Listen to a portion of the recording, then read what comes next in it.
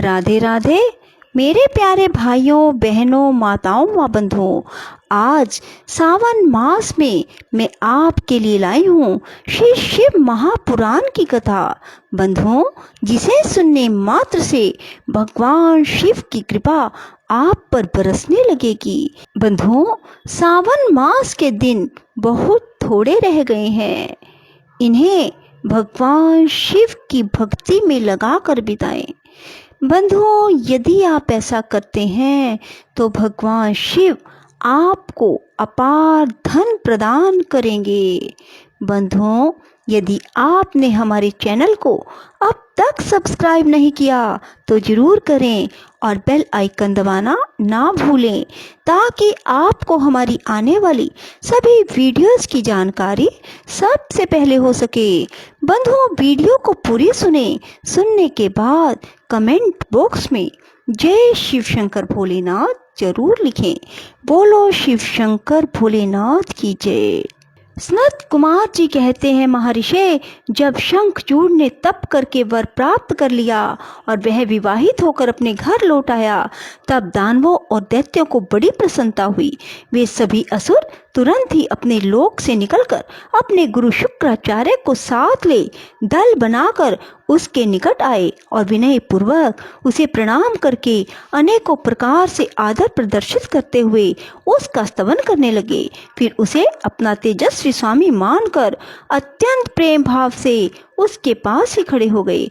उधर दंभ कुमार शंखचूड़ ने भी अपने कुलगुरु शुक्राचार्य को आया हुआ देखकर बड़े आदर और भक्ति के साथ उन्हें साष्टांग प्रणाम किया।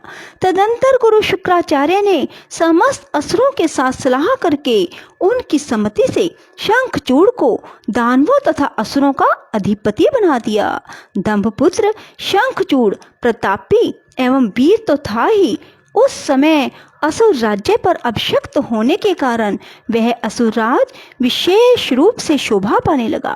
तब उसने सहसा देवताओं पर आक्रमण करके वेग पूर्वक उनका संहार करना आरंभ कर दिया। संपूर्ण देवता मिलकर भी उसके उत्कृष्ट तेज को सहन न कर सके, अतः वे स्मर भूमि से भाग चले।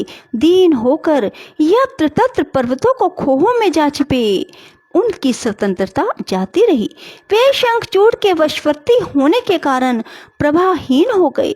इधर शूरवीर प्रतापी दंभ कुमार दानवराज शंखचूड़ ने भी संपूर्ण लोकों को जीतकर देवताओं का सारा अधिकार छीन लिया। वह त्रिलोकी को अपने अधीन कर संपूर्ण लोकों पर शासन करने लगे और स्वयं इंद्र बनकर सारे यज्ञ भागों को भी हड़पने लगा तथा अपनी शक्ति से कुबेर, सोम, सूर्य, अग्नि, यम और वायु आदि के अधिकारों का भी पालन कराने लगा। उस समय महान बल पराक्रम से संपन्न महावीर शंखचूड़ समस्त देवताओं, असुरों, दानवों, राक्षसों, गंधर्वों, नागों, किन्नरों, मनुष्यों तथा त्रिलोकी के अन्य प्राणियों को एक छत्र सम्राट बन गया। इस प्रकार महान राजेश्वर शंखचूड़ बहुत वर्षों तक संपूर्ण भुवनों के राज्य का उपभोग करता रहा। उसके राज्य में ना अकाल पड़ता था, ना महामारी और ना अशुभ ग्रहों का प्रकोप था। आदि व्याधियां भी अपना प्रभाव नहीं डाल पाती थी। वृक्षों में सदा पुष्प और फल लगे रहते थे। तब व्यास जी बोले, तदंतर जो पराजित होकर राज्य से हाथ धो बैठे थे, वे सभी सुरगण और ऋषि परस्पर मंत्रणा करके ब्रह्मा जी की सभा को चले। वहां पहुंचकर उन्होंने ब्रह्मा जी का दर्शन किया, उनके चरणों में अभिवादन करके विशेष रूप से स्तुति की। फिर आकुलता पूर्वक अपना सारा वृतांत उन्हें कह सुनाया।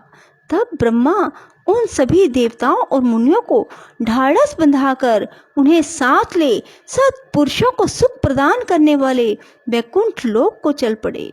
वहां पहुंचकर देवगणों सहित ब्रह्मा ने रमापति का दर्शन किया। उनके मस्तक पर किरीट सुशोभित था, कानों में कुंडल झलमला रहे थे, कंठ वनमाला से विभूषित थी। वे चतुर्भुज देव अपनी चारों भुजाओं में शंख, चक्र, गदा और पद्म धारण किए हुए थे।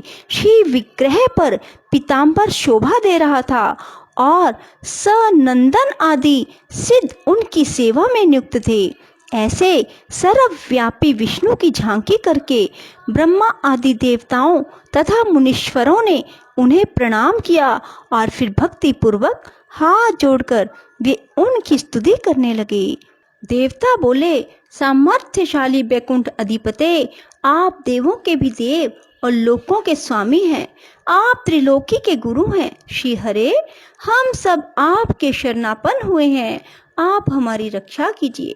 अपनी महिमा से कभी च्युत न होने वाले ऐश्वर्यशाली त्रिलोकेश, आप ही लोकों के पालक हैं। गोविंद, लक्ष्मी आप में ही निवास करती है और आप अपने भक्तों के प्राण स्वरूप हैं। आपको हमारा नमस्कार है। इस प्रकार स्तुति करके सभी देवता श्री हरि के आगे रो पड़े। उसकी बात सुनकर भगवान विष्णु ने ब्रह्मा जी से कहा। विष्णु बोले, ब्रह्मन, यह बैकुंठ योगियों के लिए भी दुर्लभ है। तुम यहाँ किस लिए आए हो? तुम पर कौन सा कष्ट आ पड़ा? वह यथार्थ रूप से मेरे सामने कहो। सनत कुमार जी कहते हैं, मुने, श्री हरि का वचन सुनकर ब्रह्मा जी ने विनम्र भाव से सिर झुकाकर उन्हें बार बार प्रणाम किया और अंजलि बांधकर परमात्मा विष्णु के समक्ष स्थित हो देवताओं के कष्ट से भरी हुई शंखचूड़ की सारी करतूत कह सुनाई। तब समस्त प्राणियों के भावों के ज्ञाता भगवान श्री हरि उस बात को सुनकर हंस पड़े। ब्रह्मा से उस रहस्य का उद्घाटन करते हुए बोले, श्री भगवान ने कहा, कमल योनि, मैं शंखचूड़ का सारा वृतांत जानता हूँ। पूर्व जन्म में वह महा तेजस्वी गोप था जो मेरा भगत था। मैं उसके वृतांत से संबंध रखने वाले उस पुरातन इतिहास का वर्णन करता हूँ। सुनो, इसमें किसी प्रकार का संदेह नहीं करना चाहिए। भगवान शंकर सब कल्याण करेंगे। गोलोक में मेरे ही रूप श्री कृष्ण रहते हैं। उनकी स्त्री श्री राधा नाम से विख्यात है। वह जगजननी तथा प्रकृति की परम उत्कृष्ट पांचवी मूर्ति है। वही वहाँ सुंदर रूप से विहार करने वाली हैं। उनके अंग से उद्भूत बहुत से गोप और गोपियां भी वहाँ निवास करती हैं। वे नित्य राधा कृष्ण का अनुवर्तन करते हुए उत्तम उत्तम क्रीड़ाओं में तत्पर रहते हैं। वहीं गोप इस समय शंभु की इस लीला से मोहित होकर शापवश अपने को दुख देने वाली दानवी योनि को प्राप्त हो गया है। श्री कृष्ण ने पहले से ही रुद्र के त्रिशूल से उसकी मृत्यु निर्धारित कर दी है। इस प्रकार वह दानव देह का परित्याग करके पुनः कृष्ण पार्षद हो जाएगा। देवेश, ऐसा जानकर तुम्हें भय नहीं करना चाहिए। चलो, हम दोनों शंकर की शरण में चलें। वे शीघ्र ही कल्याण का विधान करेंगे। अब हमें, तुम्हें और समस्त देवों को निर्भय हो जाना चाहिए। सनत कुमार जी कहते हैं, मुने, यों कहकर ब्रह्मा सहित विष्णु शिवलोक को चले। मार्ग में वे मन ही मन भक्त वत्सल सर्वेश्वर शंभु का स्मरण करते जा रहे थे। व्यास जी, इस प्रकार वे रमापति विष्णु ब्रह्मा के साथ उसी समय उस शिवलोक में जा पहुँचे जो महान दिव्य निराधार तथा भौतिकता से रहित है। वहाँ पहुंचकर उन्होंने शिव जी की सभा का दर्शन किया। वह ऊंची एवं उत्कृष्ट प्रभाव वाली सभा प्रकाश युक्त शरीरों वाले शिव पाशों से घिरी होने के कारण विशेष रूप से शोभित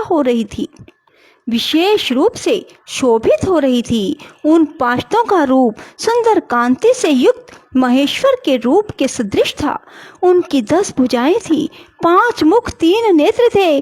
गले में नील चिन्ह, शरीर का वर्ण अत्यंत घोर था। वे सभी श्रेष्ठ रत्नों से युक्त रुद्राक्ष और भस्म के आभरण से विभूषित थे। वह मनोहर सभा नवीन चंद्रमंडल के समान आकार वाली और चकोर थी। उत्तम उत्तम मणियों तथा हीरों के हारों से वे सजाई गई थी।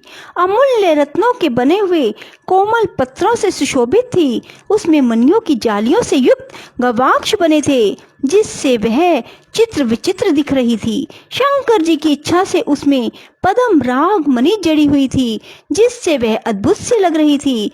वह सैमंतक मणि की बनी हुई सैकड़ों सीढ़ियों से युक्त थी। उसमें चारों ओर इंद्रनील मणि के खंभे लगे थे, जिन पर स्वर्ण सूत्र से ग्रथित चंदन के सुंदर पल्लव लटक रहे थे, जिससे वह मन को मोह लेती थी। वह भली भांति संस्कृत और सुगंधित वायु से सुवासित थी। 1 सहस्त्र योजन विस्तार वाली वह सभा बहुत से किंकरों से खचाखच भरी थी। उसके मध्य भाग में अमूल्य रत्नों द्वारा निर्मित एक विचित्र सिंहासन था। उसी पर उमा सहित शंकर विराजमान थे। उन्हें सुरेश्वर विष्णु ने देखा और प्रणाम किया। शेष अगले अध्याय में। राधे राधे, जय श्री कृष्णा।